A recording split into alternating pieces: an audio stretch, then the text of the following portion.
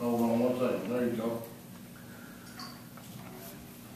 All right, thank you, Mr. Chairman. Thanks for calling the meeting and running it. I know you weren't looking forward to another 3-hour meeting, so thank you. Thank you, Ms. Crum, for the presentation. Mr. Bradford, I'll try to hammer through very quickly because I know there'll be lots of questions. Thank you for preparing the budget. That was something that I did ask for last week. To even have a legitimate discussion, I thought it was important. It certainly wasn't a waste of time, whatever ends up happening. To have a discussion about moving forward on the grant, I think it's pretty reasonable to have this in front of us, so thank you. Couple of quick points and then a couple of questions. Mr. Bradford, I just want to be clear, when you talked about this was the lowest amount that any state had applied for, that I assume you were talking about states that had made an application, which is relatively few. Is that correct? There are 16 states in the District of Columbia that have level 1s already, and there are others planning to apply at this September time period. Okay. There are none under 4 million of those that have been awarded, and like for example, I'm aware that Arizona is applying for somewhere around 28 million. So out of the 16 were the lowest? The lowest of the 16? Let me get that exactly. It was somewhat portrayed as we were 50th here out of all the states, and every other state applied. I just want to make sure we're clear. At the level 1s, the lowest was $4,168,071 to Minnesota.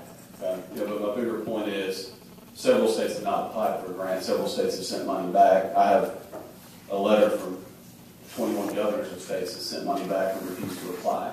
So I just want to make sure for the committee's benefit and the audience that we know that out of the 16 states that have applied, we're the lowest, but that means 34 either haven't or have not. Well, of the ones that have already been awarded, but yes, you're right. Okay. Probably not all 50 will be applying. Right. Okay. Thanks. I want to make that clear. Something else also, the December 30th deadline. I'm kind of glad I'm glad that date came out this time because it was a meeting a week ago where you testified that it was the first time the September 30th deadline had ever been shared with the legislative committee.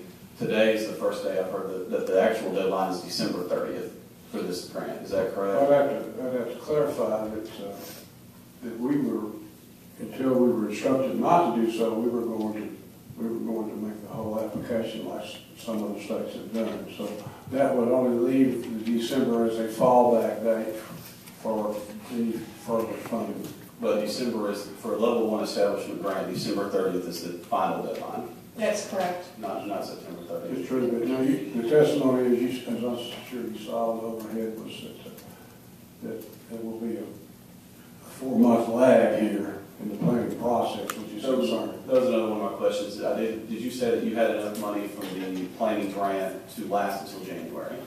Not to begin the new planning that I described that needs to happen in order to apply with a good application for a state exchange by next October. We have money to pay rent and salaries maybe through January at the end. All right, well, thank you for those clarifications and a couple of quick questions. We'll try to be brief. And thank you for the presentation. I just want to make sure, I said it last time, I want to make sure that we have a policy discussion because this is very far away from politics. I have very strong feelings about the policy, and so it's not politics or emotion. I think a lot of us have questions regarding a couple quick points and questions. You had on your slide, I think, what is a very important point, and that's that we cannot move forward with the level 2 establishment grant without having the structure in place with legal authority of either legislation or executive order to establish an exchange. We cannot apply for a level 2 establishment grant. Is that correct? That is correct. And so that deadline is in June 30th. Is that correct? June 30th of 2012. That is the last date to apply for level 2 funding. Okay, so my question is, what is the benefit to moving forward with a level 1 establishment grant when we clearly do not qualify for a level 2 establishment grant? Well, we would be in a position for our state to make an informed decision to either go state, federal, or a federal partnership. We do not have the full information at this point to make an informed decision. And if we wait we will not have time for these contracts to make that decision in time to apply for a state. So we pretty much eliminated, in my opinion, the opportunity for a state. Yeah, Like the commissioner said, we will do everything we can to make that happen, but based on my experience, I don't see how it can. but I guess my question is, making the decision, there's really no avenue to do that, because if the legislature doesn't pass authority in the fiscal session, which I think would be highly unlikely, the governor has to issue an executive order, which he says he will not do. And so there's no way to have that authority in place by June of 2012. Unless there was an interim authority. Well, of course, certainly I'm not implying I'm speaking for the governor. I'm going to put that on the record. Of course, they could have a special session to call the governor. It's the will of the legislature to go forward. So putting the hypotheticals aside, be it as it is right now, we do not qualify for a level 2 establishment grant. There's That's no way to do correct. that. That's correct. So the root of the question is it wise to spend millions of more dollars, however small, being compared to the other 16 states that are spending money currently? Is it wise to spend money now to take step 1 when we know step 2 we cannot take? Because, in my opinion, we could be prepared to do plan management in Arkansas for Arkansans without a state exchange, which is not optimal. But it would be better than not having that ability. We could do consumer service. We could do outreach education. I think we know Arkansans better than outsiders.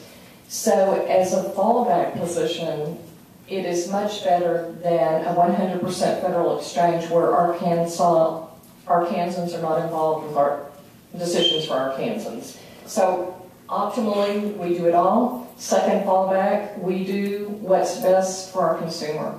And I believe that that is having some say about what happens. Well, I think that's true. Please correct me, Cindy, if I'm off on this. But the fact that we didn't apply for the hard dollars in December that would defray by millions of dollars the cost of an Arkansas exchange, then we'd be coming back to the legislature.